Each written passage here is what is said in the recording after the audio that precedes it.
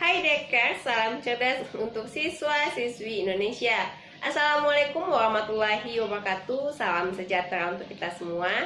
Perkenalkan, nama saya Gladys Setno Maharani, SPD MPD. Biasanya saya dipanggil Teacher Eno. Kali ini kita akan membahas tentang menampilkan sikap yang sesuai dengan hukum. Yang pertama, kita akan membahas tentang perilaku yang sesuai dengan hukum. Kepatuhan hukum itu mengandung arti bahwa seseorang memiliki kesadaran untuk memahami dan menggunakan peraturan perundang-undangan yang berlaku, mempertahankan tertib yang ada, menegakkan kepastian hukum. Sedangkan ciri-ciri seseorang yang berperilaku sesuai hukum bisa dilihat, dia pasti disenangi oleh masyarakat umum, tidak menimbulkan kerugian bagi diri sendiri dan orang lain, tidak menyinggung perasaan orang lain, menciptakan keselarasan dan mencerminkan kepatuhan terhadap hukum. Kita lihat perilaku yang sesuai dengan hukum di berbagai lingkungan. Yang pertama yaitu lingkungan keluarga. Mematuhi perintah orang tua, melaksanakan aturan yang dibuat dan disepakati oleh keluarga. Sedangkan di lingkungan sekolah bisa dilihat memakai seragam yang ditentukan, tidak mencontek dalam ulangan. Kalau dalam lingkungan masyarakat bisa dilihat juga melaksanakan tugas ronda, tidak tawuran, mabuk-mabukan yang menyebabkan kekacauan. Sedangkan dalam lingkungan bangsa dan negara juga bisa dilihat bersikap tertib ketika berlalu lintas di jalan raya serta membayar pajak. Kemudian apa saja bentuk dukungan pemerintah untuk menegakkan hukum di Indonesia? Yang pertama yaitu mendukung upaya alat penegak hukum melaksanakan tugasnya. Mengembangkan budaya sadar hukum di seluruh lapisan masyarakat. Menata sistem hukum nasional yang menyeluruh.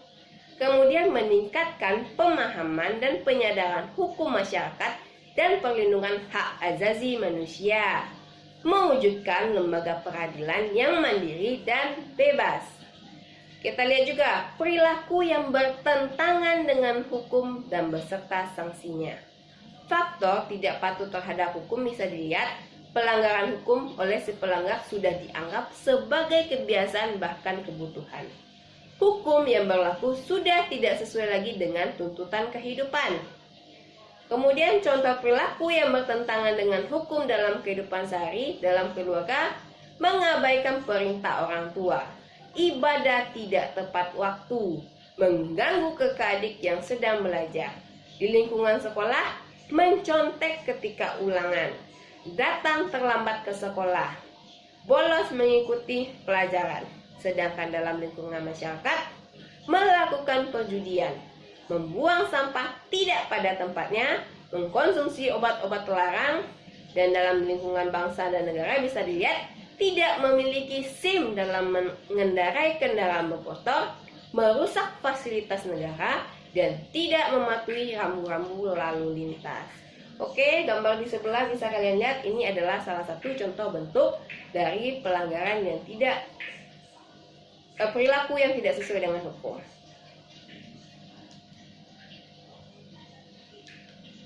Kemudian kita lihat macam-macam sanksi. Sanksi dan norma-norma yang ada di masyarakat. Yang pertama, sanksi agama. Merupakan petunjuk hidup yang bersumber dari Tuhan. Contohnya beribadah, tidak berjudi, suka beramal. Sanksinya apabila seseorang melanggar tidak langsung dikenakan karena akan diperoleh setelah meninggal. Yang kedua, sanksi kesusilaan. Merupakan pedoman hidup yang bersumber dari hati nurani manusia tentang baik atau buruknya suatu perbuatan. Contohnya, berlaku jujur, menghargai orang lain. Sanksinya apabila melanggarnya tidak tegas karena hanya diri sendiri yang merasa bersalah, malu, menyesal, dan merasa bersalah. Kemudian, norma kesopanan merupakan pedoman hidup pergaulan manusia di dalam masyarakat. Contohnya, menghormati orang yang lebih tua, tidak berkata kasar. Sanksinya apabila melanggar itu tidak tegas, tetapi dapat diberikan oleh masyarakat dalam bentuk celaan, cemoohan, atau pengucilan dalam pergaulan. Sedangkan yang terakhir adalah norma hukum. di mana merupakan pedoman hidup yang dibuat oleh badan yang berwenang mengatur manusia dalam kehidupan berbangsa dan bernegara. Contohnya harus tertib, dilarang mencuri, dan lain. Sanksinya apabila melanggar itu adalah tegas. Sanksi hukum yang berlaku di Indonesia ada 3. Sanksi administrasi berupa denda, peringatan, pembukuan izin, dan pencabutan izin. Kemudian sanksi perdata berupa ganti rugi, dan sanksi pidana berupa kurungan, penjara, atau denda senilai hukuman penjara tersebut. Kemudian kita lihat juga sanksi atau hukuman diatur dalam pasal 10 KUHP mengenai sanksi pidana berbentuk hukuman yang menyangkut hukuman pokok dan hukuman tambahan. Kalau hukuman pokok bisa dilihat hukuman mati, hukuman penjara. Sedangkan hukuman tambahan bisa dilihat pencabutan hak-hak tertentu, perampasan atau penyitaan barang-barang tertentu, dan pengumuman keputusan hakim.